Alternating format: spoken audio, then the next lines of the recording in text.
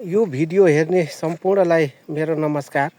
म हजुरहरूलाई चाहिँ यो गिद्ध देखाउने प्रयास गर्दैछु र यो गिद्ध चाहिँ नेपालको मध्यभाग नवलपुर जिल्लामा यो गिद्धको रेस्टुरेन्ट जटायु रेस्टुरेन्ट जहाँ पर्यटन यो गिद्धलाई चाहिँ हेर्न आउनुहुन्छ, घुम्न आउनुहुन्छ र यहाँ गिद्धले मासु खाएको हेरेर आनन्द लिनको लागि यो नवलपुर जिल्लाको यो जटायु रेस्टुरेन्टमा आउनुहुन्छ र यहाँ रमाइलो दृश्य हेरेर जानुहुन्छ।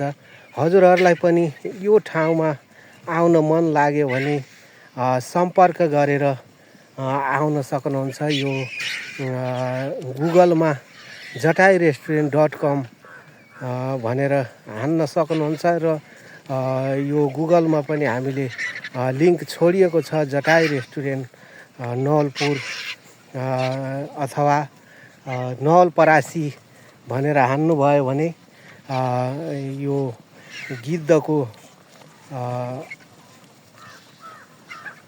चाहिँ भिडियोहरू र गिद्धको लोकेसन त्यहाँ देख्न सक्नुहुन्छ जटायु रेस्टुरेन्टको।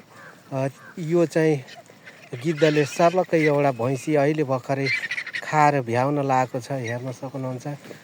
यो गिद्धहरू नवलपुरमा लगायत नेपालको थुप्रै जिल्लामा चाहिँ 7वटा जिल्लामा चाहिँ यो गिद्ध रेस्टुरेन्ट अवस्थित छ र यो नेपालकै पहिलो हो र यहाँ हामीले यो गिद्धलाई चाहिँ व्यवस्थित ढङ्गले गिद्धलाई संरक्षित गरिएको छ। यहाँ हामीले चाहिँ मरेका जीव जन्तु कसरी मर्यो, किन मर्यो, कुन हिसाबले मर्यो, यसलाई चाहिँ औषधि गर्दै मर्यो, कुन औषधि प्रयोग गर्नुभयो भनेर हामीले कृषकलाई सोध्छौँ र यदि गिद्धलाई खुवाउन मिल्ने छ भने गिद्धलाई ल्याएर दिइन्छ भने, नत्र गिद्धलाई खुवाउन मिल्दैन भने हामीले चाहिँ गिद्धलाई खुवाउन मिल्दैन, यसलाई गाडिदिनुहोस् भनेर चाहिँ हामीले कृषकलाई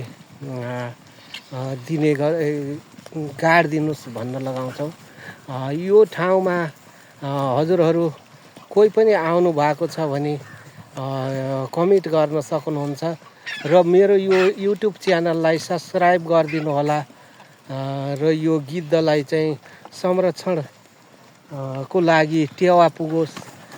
एउटा भैँसी झन्डै 4 मिनट 3 मिनटभित्र यो गिद्धले सर्लक्कै खाएर भ्याइदिन्छ। यति धेरै गिद्ध छ यहाँ, हजुरहरूलाई म अवगत गराउँदैछु, देखाउँदैछु।